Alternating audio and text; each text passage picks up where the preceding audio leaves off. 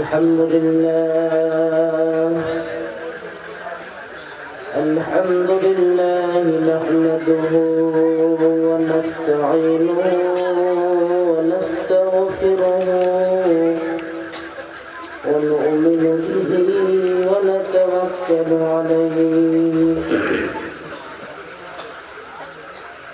ونعوذ بالله من شرور أنفسنا ومن سيئات أعمالنا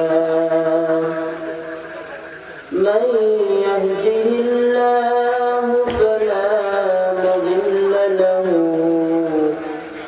ومن يضلله فلا هادي له ونشهد أن لا إله إلا الله وحده لا شريك له ونشهد أن سيدنا ونبينا وإمامنا وحبيبنا وطبيبنا وشفيعنا وسندنا مولانا محمد صلى الله تعالى عليه وعلى آله وأصحابه وبارك وسلم تسليما كثيرا كثيرا أما بعد فأعوذ بالله من الشيطان الرجيم بسم الله الرحمن الرحيم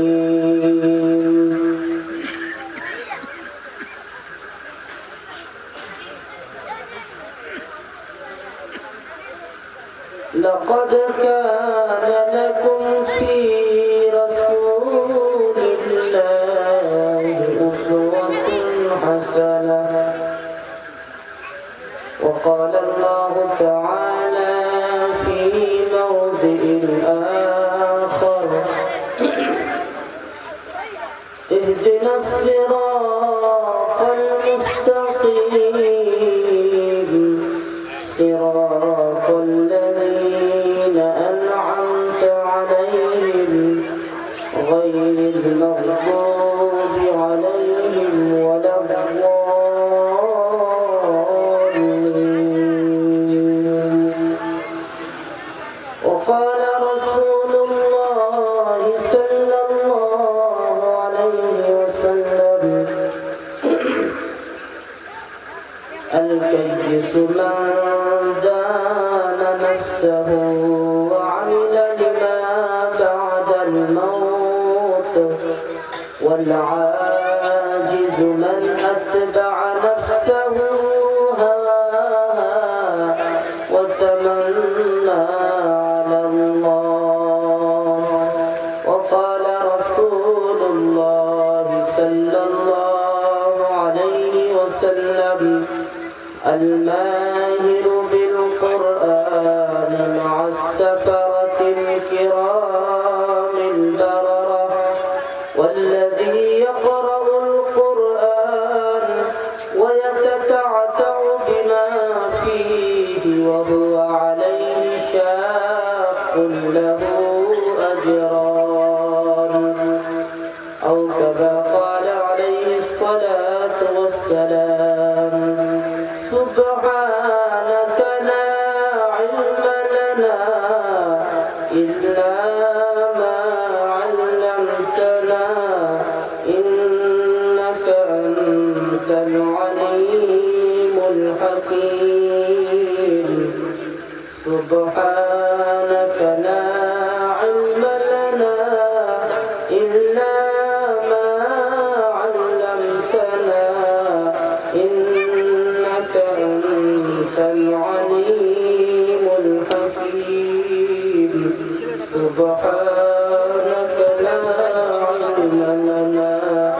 إلا ما علمتنا إنك أنت العليم الحكيم رب اشرح لي صدري ويسر لي أمري واحلل عقدة من لساني يفقه قولي اللهم صل على سيدنا محمد وعلى آل سيدنا محمد وبارك وسلم سبحان ربك رب العزة عما يصفون وسلام على المرسلين والحمد لله رب العالمين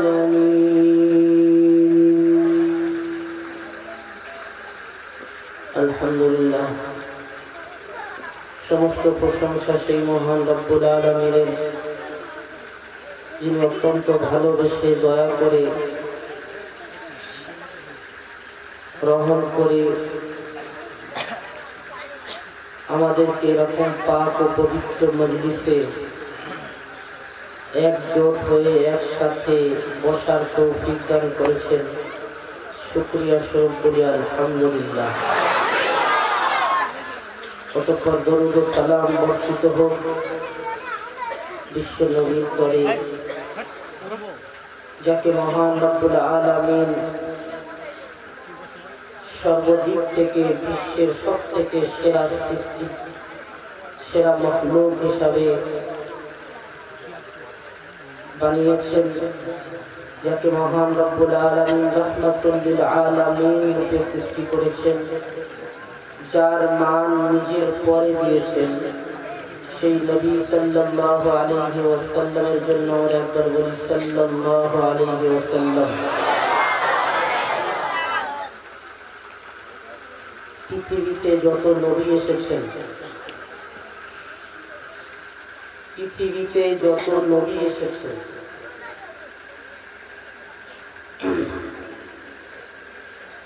সমস্ত নবী এসে ঘোষণা করেছেন যে আমি নবী। অন্য কেউ বলে দেন,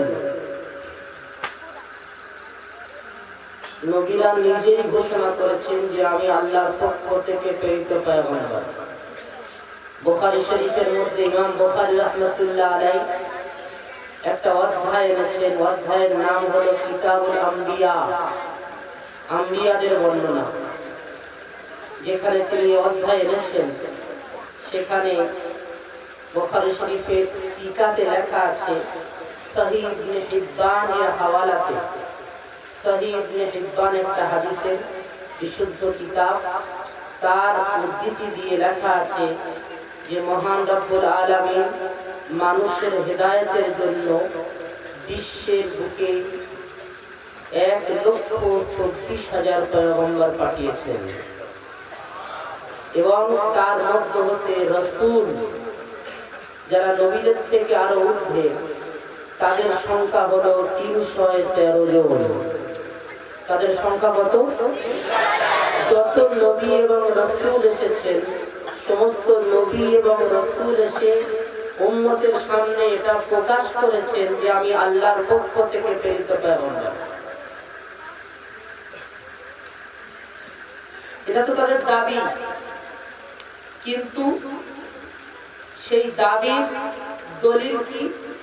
প্রত্যেকটা দাবির একটা দলিল থাকে, তখন মানুষ মানে। সেই দাবির দলিল হিসাবে আল্লাহ পাক ওই নবীকে মুজিজা বা অলৌকিক ঘটনা দিয়ে পাঠিয়েছেন। অলৌকিক ঘটনা মানে এমন ঘটনা যেটা মানুষ চিন্তা করতে পারবে না, মানুষের বিবেকের বাইরে, যেটা হয় কি করে। এরকম যদি কোনো অলৌকিক ঘটনা নবীদের থেকে প্রমাণ হয়, তার নাম হলো মুজিজা। আর এরকম অলৌকিক ঘটনা যদি ওলিদের থেকে প্রমাণ হয়, তার নাম হলো কারামাত। কারামাতুল আউলিয়া হাক্কুন, নবীদের কারামত, ওলিদের কারামত, এটা হক, এটা সত্য। আর এরকম যদি অলৌকিক ঘটনা কোন কাফির কিংবা কোন ফাসিকের থেকে প্রমাণ হয়, তার নাম হলো ইস্তেদরাজ। শরীয়তের দৃষ্টিতে কারামত কোনো দলিল নয়, ইস্তেদরাজ কোনো দলিল নয়, একমাত্র দলিল হলো মুজিজা, অলৌকিক ঘটনা যেটা নবীদের থেকে প্রমাণিত।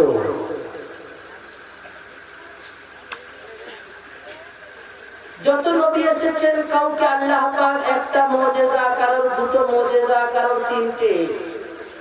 কিন্তু আল্লামা জালালউদ্দিন সুয়ুতী রাহমাতুল্লাহ আলাইহি তিনি লিখেছেন, আমার নবী, বিশ্ব নবী, দয়ার নবী, রাহমাতুল লিল আলামিনের সততা প্রমাণ করার জন্য মহান রব্বুল আলামিন এক দুটো মুজিজা দেননি, বরং ৩.৫ থেকে ৪,০০০ অলৌকিক ঘটনা দিয়েছেন। এবং যত নবীর যত মুজিজা অলৌকিক ঘটনা দেওয়া হয়েছে সবকিছু আমার রাসূল সাল্লাল্লাহু আলাইহি ওয়াসাল্লামের মধ্যে ভরে দেওয়া আছে। বলুন সুবহানাল্লাহ। কবি বলেছেন, হুসনে ইউসুফ দমে ঈসা ইয়াতে বাইজাদারি আঁচে কুবা হামাদারন তু তনহা দারি। ইউসুফের সৌন্দর্য দেখে মানুষ পেরেশান। ইউসুফের কত রূপ দেওয়া হয়েছিল, কত সুন্দর তাকে বানানো হয়েছিল।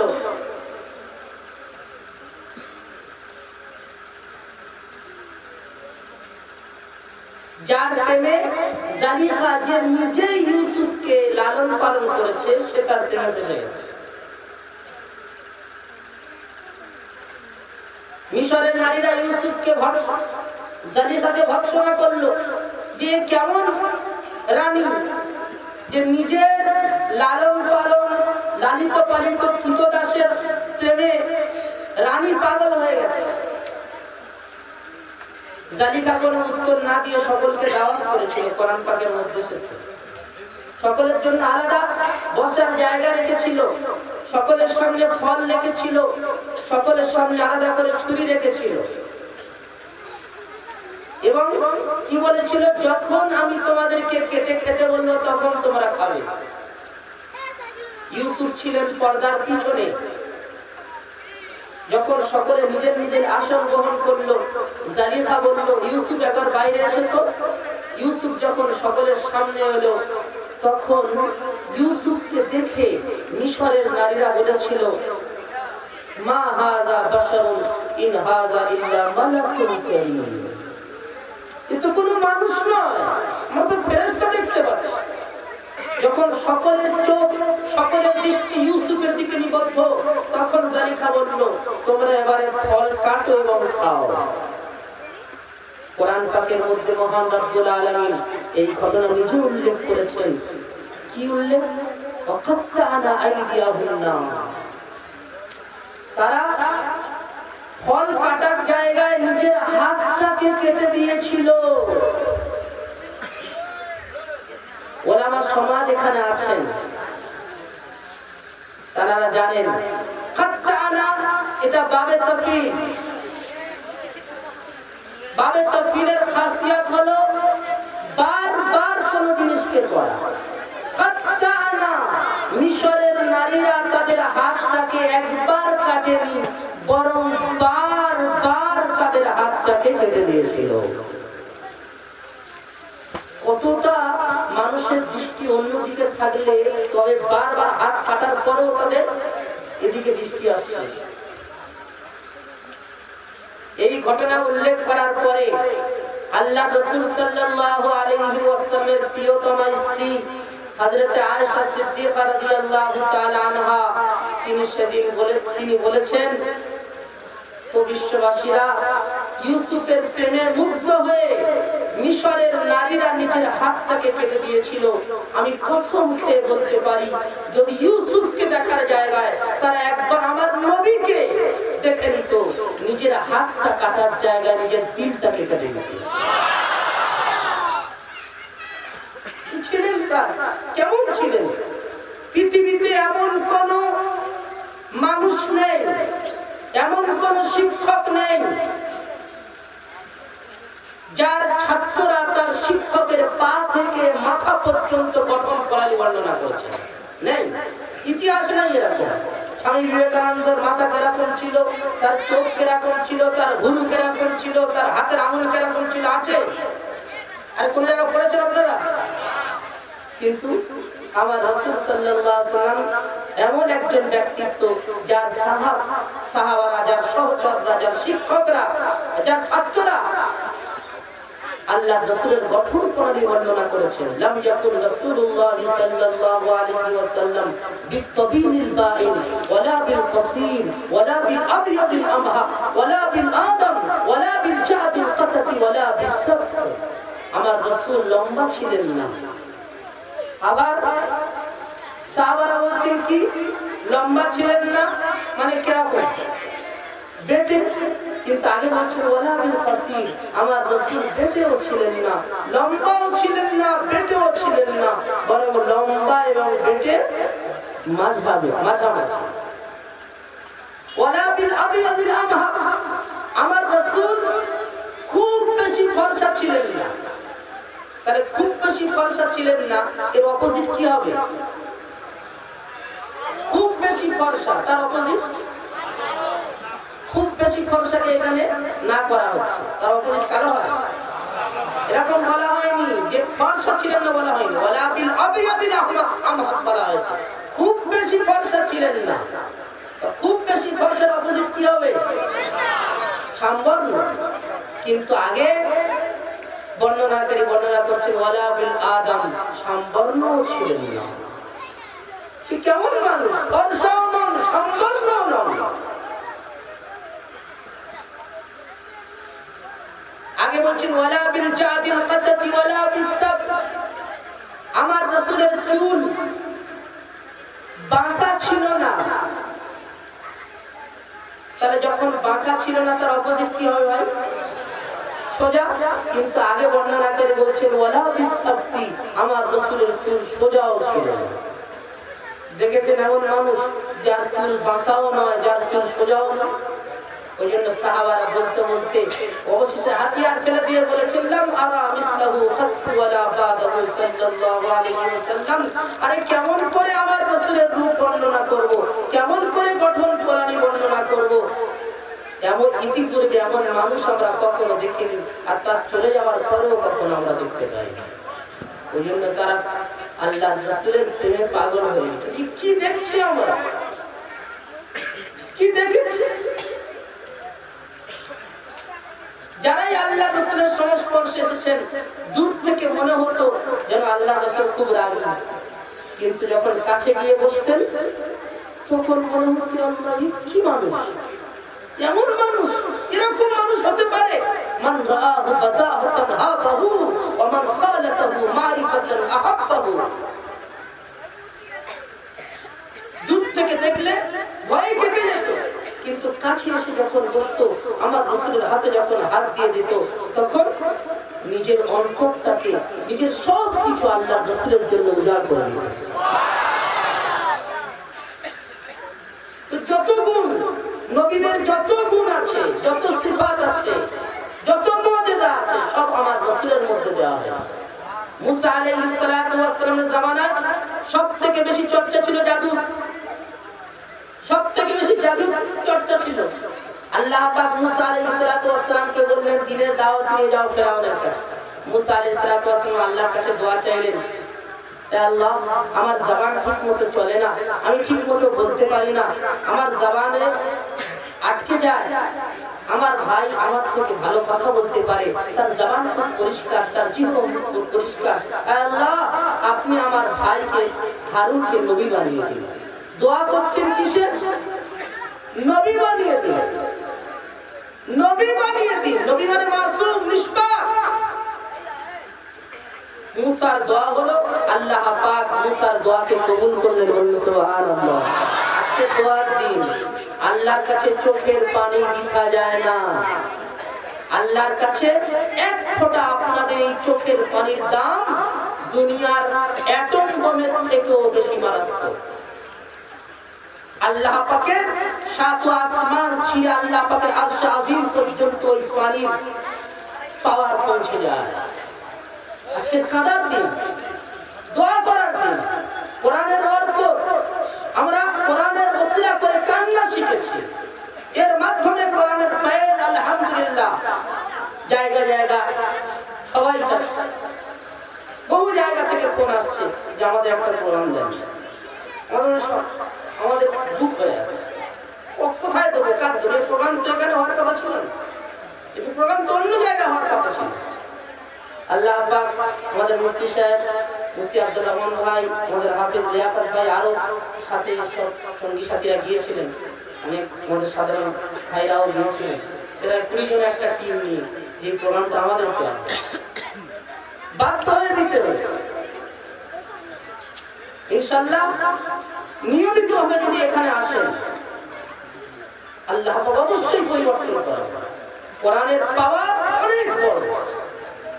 আল্লাহর কালাম, আল্লাহর কালাম, আল্লাহর কালাম, আল্লাহর কথা, তার পাওয়ার থাকবে না, হতেই পারে। সেই জন্য আমার ভাইরা, এই প্রোগ্রামটাকে আপনারা সৌভাগ্য মনে করেন। মুসা আলাইহিস সালাতু ওয়াস সালাম দোয়া করছেন আমার ভাইকে নবী বানান। নবী মানে মাসুম, যার কোনো গুনাহ হয় না, যার সমস্ত গুনাহ মাফ।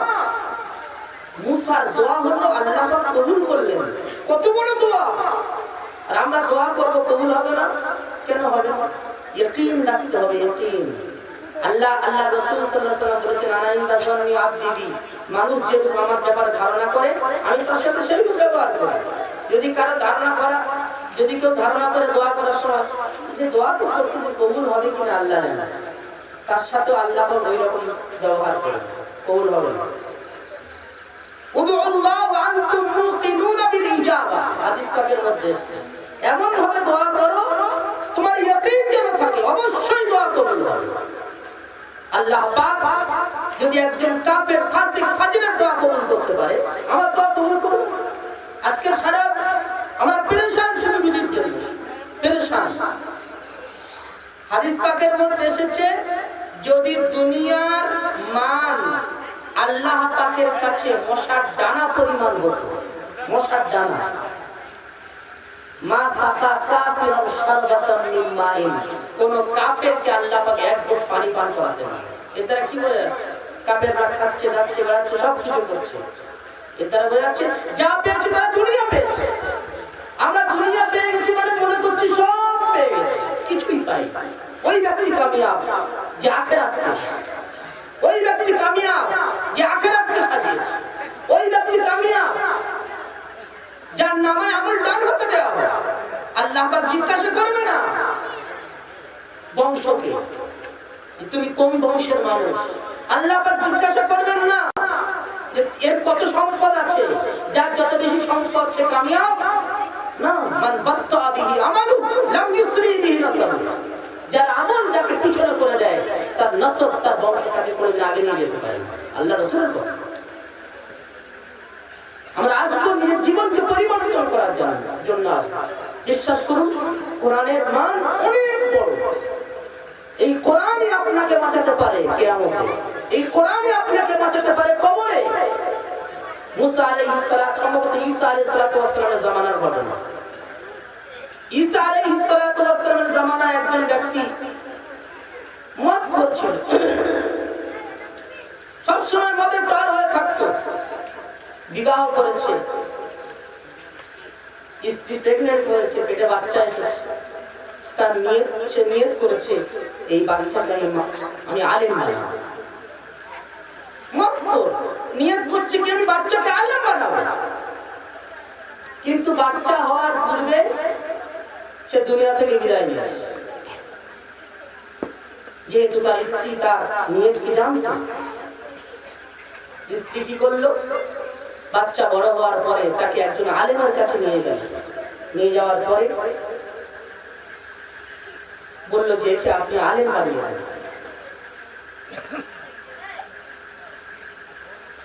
বাচ্চা পড়তে শুরু করলো, বিসমিল্লাহির রহমানির রহিম, শুরু করছি আল্লাহর নামে যিনি চরম দয়ালু, অতীব কৃপাবান। করছি, যিনি দয়ালু, যিনি কৃপাবান, বাচ্চা পড়ছে। ওদিকে ঈসা আলাইহিস সালাতু ওয়াস সালামের কাছে আল্লাহ পাক ওহী করলেন, ঈসা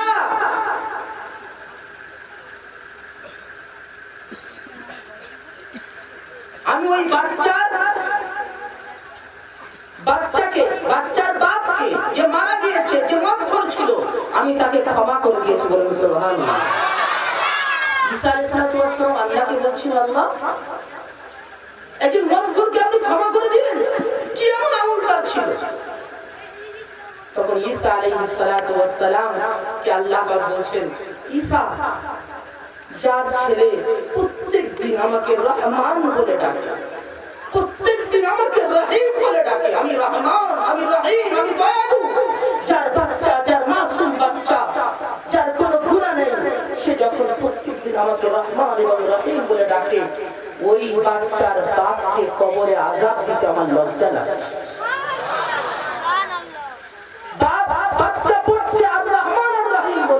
আল্লাহ পাক তার কবরে, তার বাপের কবরে আযাবকে মাফ করে দিয়েছে। কি পাওয়ার কোরআন! কোরআনের মজলিসে প্রত্যেকদিন আসবে এবং আমার বাচ্চাদেরকে হাফিজে কোরআন বানাবো। কিয়ামতের দিন মহান রব্বুল আলামিন সমস্ত মানুষের সামনে হাফিজে কোরআনকে ডাকবেন, কোরআন পড়নেওয়ালাকে ডাকবেন, যেতে বলবেন এটা এই মান কেবলমাত্র কোরআন পড়নেওয়ালাদের, অন্য কারোর জন্য নয়। কামিয়াব তো সেই যে কিয়ামতের দিনে সফল হবে। আজকের দুনিয়ার মুখে কোন একটা যদি অনুষ্ঠান হয়, সেখানে মন্ত্রী মিনিস্টাররা থাকে, সেখানে যদি আমাকে পুরস্কৃত করা হয়, আমার নাম ধরে ডাকা হয়, তখন আমার সম্মান বাড়বে না কমবে? বাড়বে। দুনিয়ার মুখে আমরা এটা খেয়াল করি, একবার কি চিন্তা করে দেখেছি আখিরাতে যখন মহান রব্বুল আলামিন এর সামনে ডাকা হবে, 1,34,000 মাসুম ফেরেশতা, মাসুম নবী তার নিজের আসন গ্রহণ করে বসে থাকবেন। আমার রাসূল সেদিন সকলের সামনে উপস্থিত থাকবেন। সেদিন যদি আমার নাম ডাকা হয় আর আমার পুরস্কার ডান হাতে দেওয়া হয়, আমার সার্টিফিকেট ডান হাতে দেওয়া হয়, সেদিন আমার সম্মান কত হবে? হাফিজে কোরআনকে ডাকা হবে কিয়ামতের দিন। ইকালু লিসাহিবিল কোরআন ইকরা, পড়ো, ওয়ারতাকি ওয়ারাতিল, পড়তে থাকো, জান্নাতের একটা করে ধাপ চড়তে থাকো। বলেন সুবহানাল্লাহ। কামা কুনতা তুরাতিলু ফিদ দুনিয়া, আস্তে আস্তে করে পড়ো, ওয়ারাতিল, আস্তে আস্তে করে পড়ো, ধীরে ধীরে পড়ো, যেমন তুমি দুনিয়াতে পড়তে।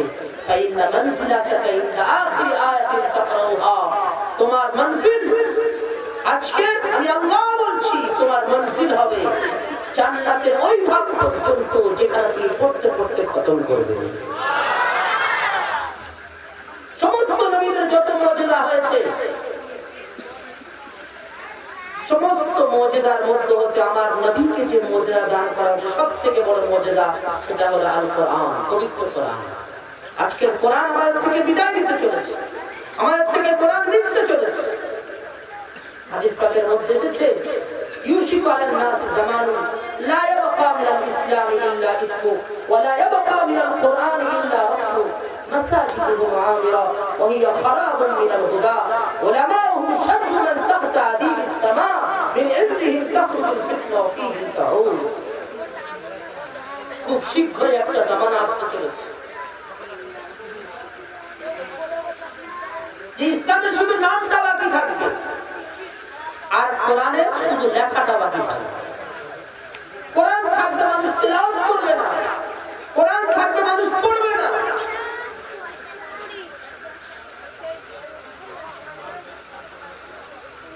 আল্লাহ পাক আপনাদের সকলকে কবুল করুন, আল্লাহুম্মা আমিন। এই প্রোগ্রামকে কবুল করুন এবং এই প্রোগ্রামে যারা উদ্যোক্তা যারা রয়েছেন, আল্লাহ পাক খাস করে তাদেরকে কবুল করুন। বিশেষ করে যারা কমিটির মধ্যে আছেন, আর সাথে আপনারা সকলেই আছেন, আশপাশে যত গ্রাম সকলেই আছেন, সকলের জন্য খাস করে দোয়া করুন। আল্লাহ পাক সকলকে কবুল করুন। ইনশাআল্লাহ এর বদলা কিয়ামতের দিন পাবেন, এটা বৃথা যাবে না, এটা বেকার যাবে না ইনশাআল্লাহ। আমার এর ফল কিয়ামতের দিন আল্লাহর কাছে পাবো। কিচ্ছু তো করতে পারি না। আল্লাহ পাককে ক্ষমা করার জন্য বিশাল কিছু বাহানা লাগে না। সামান্য সামান্য কারণে আল্লাহ পাক আমার আপনাকে ক্ষমা করে দিবেন। সামান্য কারণে একজন জানিয়া সারা জীবন জিনা করেছে, সারা জীবন, বুখারীর হাদিস, সারা জীবন জিনা করেছে, রাস্তায় যাচ্ছে, একটা কুকুর পিপাসিত অবস্থায় বুঝতে পেরেছে, কুয়া থেকে পানি তুলে একটা গর্তে দেওয়ার পরে ওই কুকুর পানি পান করলো। মহান রাসূল করিম সাল্লাল্লাহু আলাইহি ওয়াসাল্লাম সুসংবাদ দিচ্ছেন, ওই জানিয়া, ওই ব্যভিচারী তার জান্নাতি হবে। সুবহানাল্লাহ। সাহাবা জিজ্ঞাসা করছেন, ইয়া রাসূলুল্লাহ, এই জান্নাতি কুকুরকে পানি পান করার কারণে? রাসূলুল্লাহ সাল্লাল্লাহু আলাইহি ওয়াসাল্লাম বললেন, সবই আল্লাহর সৃষ্টি। যদি তোমার দ্বারায় এমন একটা সৃষ্টি যার মধ্যে রূহ আছে, তার যদি কোনো উপকার এসে যায়, আল্লাহ পাক তার কারণেও আল্লাহ পাক তোমার সওয়াব দেবেন। কিয়ামতের দিন রাসূল করিম সাল্লাল্লাহু আলাইহি ওয়াসাল্লাম বলেছেন, কিয়ামতের দিন একজন ব্যক্তিকে তোলা হবে, তার নামায়ে আমল খোলা হবে। নামায়ে আমল খোলার পরে দেখা হবে সব গুনাহে ভর্তি। আল্লাহ পাক তাকে জিজ্ঞাসা করবেন, তুমি কি কোনো নেক কাজ করেছিলে কখনো? আল্লাহ এমন কোনো নেক কাজ করবো, ভালো করে মনে করো। না, মনে পড়ছে না। আল্লাহ বলে, ভালো করে মনে করো, কোনো কিছু করেছো? তখন একটা কথা বলে বলছি, আল্লাহ আমার ব্যবসা ছিল, আমি আমার খাদিমদেরকে, কর্মচারীদেরকে বলে দিয়েছিলাম যে যদি কেউ গরিব মানুষ আসে, কেউ ধার চায়, তার ধার দেবে, আর যদি কেউ দিতে না পারে তাকে ক্ষমা করে। এই সামান্য একটা আমল করতাম, বাকি আমি কিচ্ছু করিনি। আল্লাহ পাক তখন বললেন, তুই যদি একজন বান্দা হওয়ার নাতে আমার একজন বান্দাকে ক্ষমা করতে পারিস, আমি আল্লাহ তোকে ক্ষমা করতে পারি না? হিসাব হবে জান্নাতের হিসাব, ফয়সালা জান্নাতের ফয়সালা। অন্তত কিয়ামতের দিন এটা তো বলতে পারবো, আল্লাহ নামাজ ঠিকমতো পড়তে পারি না, তবে কোরআনের মজলিসে আমি গিয়ে বসেছিলাম, তোমার পাক কালামের মজলিসে আমি গিয়ে বসেছিলাম, আল্লাহ পাক হয়তো এর কারণে আমার আপনাকে ক্ষমা করে দিতে পারে। এটা একটা সুযোগ, সুবর্ণ সুযোগ, এত সুন্দর সুযোগ কোরআন আমাদের ঘরে এসে গেছে। অন্য জায়গায় পড়তে যেতে হচ্ছে না, ঘরে এসছে। কালকে আমাদের দিন কি যদি আমরা এর অবমাননা করি, কোরআন কি আমাদের জিজ্ঞাসা করবে না যে আল্লাহ এদেরকে জিজ্ঞাসা করে, এদের ঘরে দৌড়ে গিয়ে পৌঁছেছিলাম, কিন্তু তার সত্ত্বেও এরা আমাকে অবহেলা করেছে, কি উত্তর দেবো আল্লাহর সামনে? আলহামদুলিল্লাহ, আলহামদুলিল্লাহ, ইদারায়ে মজলিসে তালিমের তত্ত্বাবধানে এই মজলিস আলহামদুলিল্লাহ বহু জায়গায় করা হয়েছে। এই পর্যন্ত এরা ৬,০০০ পুরুষ এবং মহিলা এই ট্রেনিং আলহামদুলিল্লাহ দিয়েছে। এটা আল্লাহ পাকের রহমত। ওলামা সমাজরা আছেন, তারা মাথার মুকুট, তাদের সামনে কথা বলা আমার শোভা পায় না, তাদের দোয়া আমরা চাই, আপনাদের সকলের দোয়া আমরা চাই। আমরা নগণ্য, আমরা অতি নগণ্য, জানি না কিয়ামতের দিন কিভাবে আল্লাহর সামনে হিসাব দেব, কিন্তু আপনাদের দোয়ায় আমরা কামিয়াব হতে চাই। আপনারা সাথে থাকুন, ওলামা সমাজকে বলবো আপনারা সাথে থাকুন, ইনশাআল্লাহ আমরা সকলে একদিন এই কোরআনের ফয়েজকে সারা পশ্চিমবঙ্গের কোনায় কোনায় পৌঁছে দিতে সক্ষম হবো ইনশাআল্লাহ। ইনশাআল্লাহ আপনারা যদি সাথে থাকেন, দোয়া করেন, অবশ্যই এই ফয়েজ পৌঁছাবে। কোনো বিষয় নিয়ে কোন রকম দ্বন্দ্ব, কোন মতবিরোধ মোটেই না। আজকে সাধারণত পুরুষদের উপর আমাদের মেহনতটা বেশি হয়, মহিলাদের উপর মেহনত আমাদের খুব কম। সেজন্য ইদারা মজলিসের তালিমের কর্মসূচির মধ্যে এটাও একটা আছে, মহিলাদের তালিম। আলহামদুলিল্লাহ 15 থেকে 16 জায়গায় ওলামাদের নেতৃত্বে মহিলাদের তালিম চলছে এবং তারা আমরা সিস্টেম করেছে। কি সিস্টেমে তালিমটা হবে, পুরো সিস্টেম আছে আমাদের। সেই সিস্টেম আলহামদুলিল্লাহ তালিম চালু করা হচ্ছে।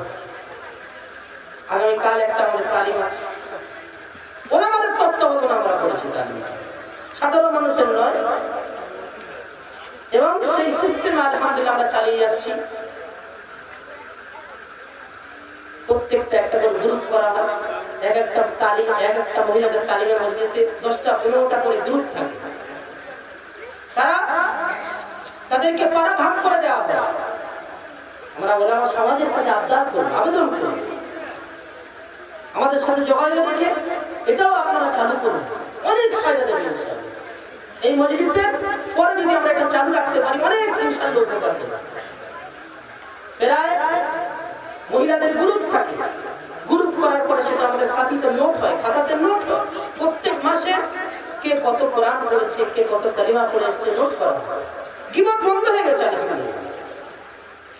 টোটাল মহিলাদের মধ্যে সবথেকে যে বড় জিনিস গীবত, সেই গীবত উঠে গেছে, হাতে তসবিহ এসে গেছে। আমরা যেখানে যেখানে চালু করেছি, আমাদের ঢোলায়ও আলহামদুলিল্লাহ তালিমটা হয়। তো মেয়েরা কারগুজারি শোনে, মেয়েরা এই বাচ্চাদেরকে নিয়ে যেতে যেত, ওই কি বলে মিশন, বাচ্চাদেরকে নিয়ে যায় না মিশনে পড়াতে। তো আমাদের ঢোলায় যে সমস্ত মেয়েরা বাচ্চাদেরকে নিয়ে যেত, তাদের হাতে সব তসবিহ, ওই টেপা তসবিহ, কোনো 20-25 টাকা দামের টেপা তসবিহ হাতে নিয়ে তারা যেত। আর সেক্রেটারির সাথে আমার একদিন দেখা হয়েছে, মানে হুজুর আপনারা কি এমন তৈরি করেছেন, কেন? বলছে তাদের সাথে কথা বলতে চাচ্ছে, তারা যেন বিরক্ত করতো, খালি কি পড়তেছে থেকে খালি টিপতেজার পড়তেছে। আলহামদুলিল্লাহ এটা ফল, ইখলাসের সাথে করুন, বিরোধিতা সাথে থাকে। আগামীকাল যেখানে আমি যাব সেখানে মহিলাদের মধ্যে আলহামদুলিল্লাহ প্রায় 250 থেকে 300 মহিলা তারা মাসিক জমা, 12 থেকে 13টা গ্রুপ আছে, 40 লক্ষ এক মাসে 40 লক্ষ কালিমা পড়ে এসেছে। ভাবতে পারলো? একজন মহিলা 1 লাখ 1.5 লাখ, আমাদের ঢোলায় তো 2.5 লক্ষ 3 লক্ষ পর্যন্ত একটা মহিলা করা, মানে আপনার কালিমা পড়ে এসেছে। যে 1 লক্ষ ডেলি যদি 3000 পড়ে, তাহলে এক মাসে কত হবে? 90,000। তো একজন মহিলা যদি 3000 ডেলি কালিমা পড়ে, তাহলে তারা কথা বলার সময় থাকবে? রান্না করবে, লা ইলাহা ইল্লাল্লাহ, সুবহানাল্লাহ, আলহামদুলিল্লাহ চলছে। আমাদের ইদারা মাদ্রাসার তালিমে আরেকটা নিজাম আছে, সেটা হচ্ছে খানকাই মজলিস, জিকিরের মজলিস বিভিন্ন জায়গায় করা হয়, মহিলাদের আলাদা, পুরুষদের আলাদা। ইদারা মাদ্রাসার তালিমে আরেকটা কাজ হচ্ছে তাফসীরুল কোরআন, আলহামদুলিল্লাহ আমরা চালু করেছি।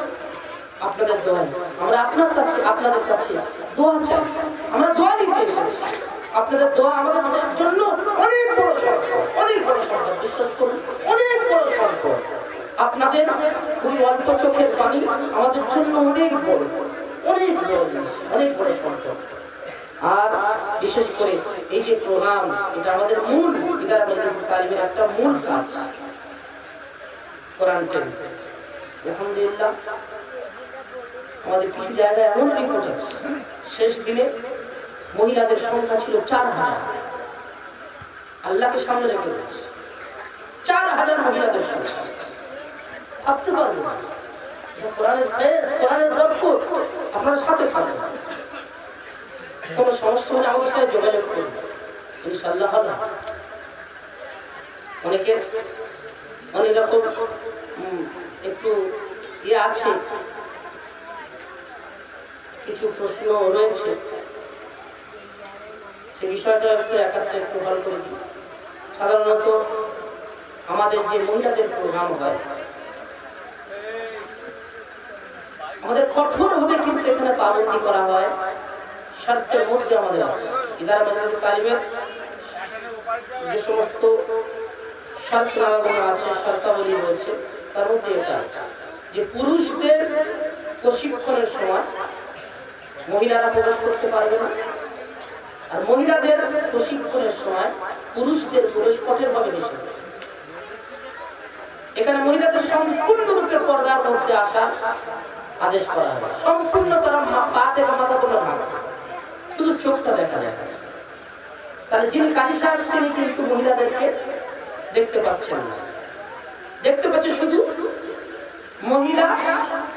কাকে দেখতে পাচ্ছেন? কাকে দেখতে পাচ্ছেন? কালী সাহেবকে দেখতে পাচ্ছেন। এটা অনেকের মনের অনেক রকম প্রশ্ন আছে যে মহিলারা পুরুষকে কিভাবে দেখছেন।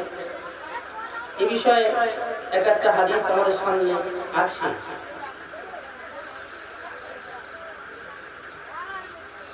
যেটা হযরতে ইমাম বুখারী রাহমাতুল্লাহ আলাইহি বুখারী শরীফের মধ্যে এনেছেন। হযরত আয়েশা সিদ্দিকা রাদিয়াল্লাহু তাআলা হাদিস। আয়েশা সিদ্দিকা রাদিয়াল্লাহু তাআলা আনহা তিনি মসজিদে নববীতে বসে আল্লাহ রাসূল সাল্লাল্লাহু আলাইহি ওয়াসাল্লাম নববীতে ঈদের দিন হাফসারা খেলা করতেন। পুরুষরা তাদের যে সমস্ত আপনার হাতিয়ার, যুদ্ধের যে সমস্ত সামান, সেই সমস্ত সামান নিয়ে তারা খেলা করতেন। আর আল্লাহ রাসূল সাল্লাল্লাহু আলাইহি ওয়াসাল্লাম তাদের খেলা দেখতেন। আয়েশা সিদ্দিকা রাদিয়াল্লাহু তাআলা আনহা, যারা আপনারা হজে গিয়েছেন দেখবেন যে মসজিদ নববীর সাথেই একদম আয়েশার কামরা, যেখানে আল্লাহ রাসূলের রওজা পাক, আল্লাহ রাসূলের যেখানে রওজা আছে, আল্লাহ রাসূল সাল্লাল্লাহু আলাইহি ওয়াসাল্লাম যেখানে রওজা আছে, সেই রওজা পাকটাই হলো হযরত আয়েশা সিদ্দিকার কামরা। আর আয়েশা সিদ্দিকার কামরার দরজা খুললেই মসজিদ নববী, যেটা এখন রিয়াজুল জান্নাহ আছে, একদম ওর সাথে সেট জান্নাতি বাগান। তো আল্লাহ রাসূল সাল্লাল্লাহু আলাইহি ওয়াসাল্লাম ঈদের দিনে হাফসারা খেলা করতেন, আল্লাহ রাসূল দেখতেন। তো হাদিস পাকের মধ্যে এসেছে একবার আল্লাহ রাসূল খেলা দেখছেন, আর আয়েশা সিদ্দিকা রাদিয়াল্লাহু তাআলা পিছন থেকে এসেছেন। এসে নিজের এরকম এই থুতনিটা, এটা কি বলে বাংলাতে? এটা কি বলে? হ্যাঁ, থুতনি বলে।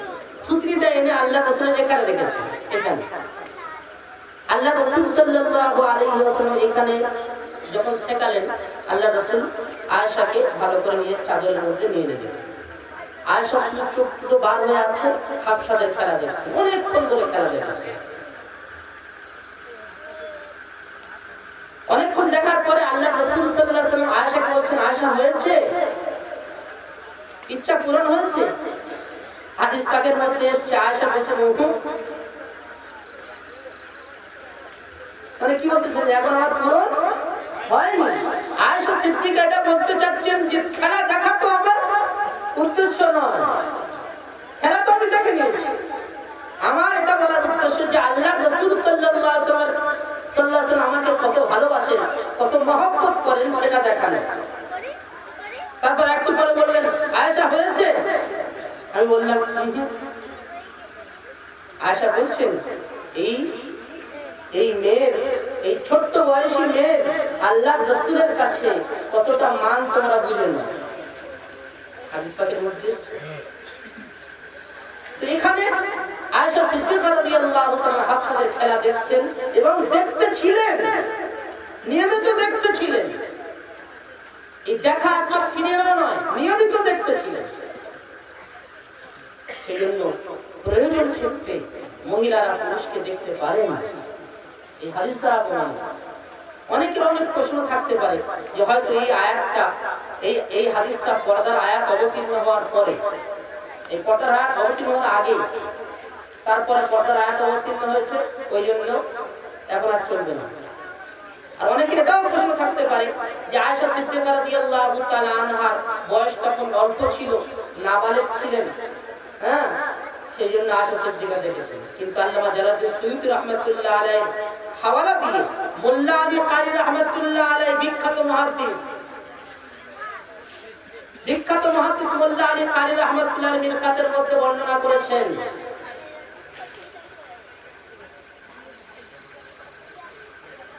যে প্রয়োজনে সহি এবং বিশুদ্ধ মত এটাই যে মহিলারা পুরুষকে দেখতে পারে। এবং আল্লামা জালালউদ্দিন সুয়ুতী রাহমাতুল্লাহ হাওয়ালা দিয়ে মোল্লা আলী কারি রাহমাতুল্লাহ লিখেছেন যে এই ঘটনাটা হয়েছে 7ম হিজরিতে। আর পর্দার আয়াত অবতীর্ণ হওয়ার পরে তখন আয়েশা সিদ্দিকার বয়স ছিল 16 বছর। এটা মোল্লা আলী কারি রাহমাতুল্লাহ লিখেছেন। এত বড় একটা ফায়দা, একটা আমূল পরিবর্তন,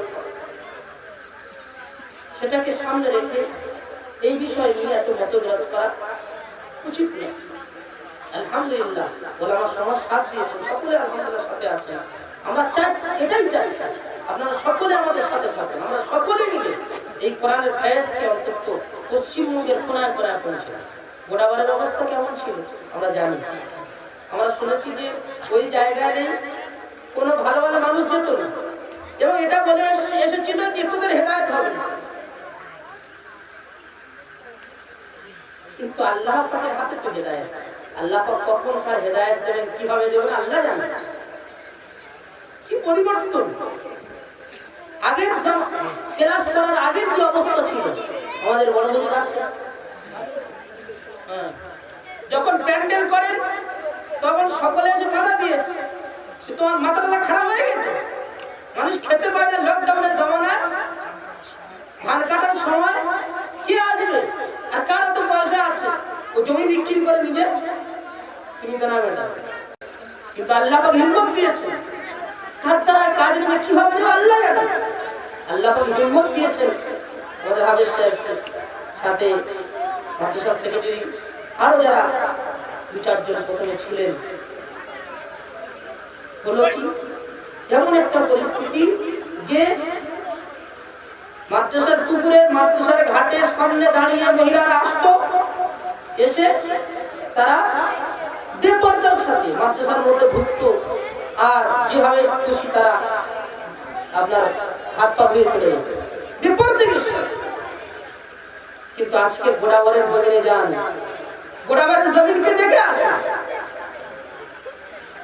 আপনার ভাবতে করবে গোড়াবাড়ি। প্রত্যেকটা ঘাটে আমি সচক্ষে দেখে এসেছি, প্রত্যেকটা ঘাটে পর্দা টেনে গেছে, প্রত্যেকটা ঘাটে।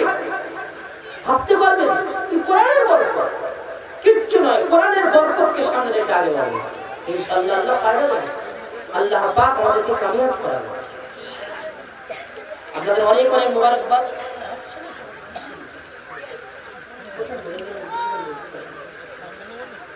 আপনাদের অনেক অনেক মুবারকবাদ যে আল্লাহ পাক আপনাদেরকে কবুল করেছেন। তবে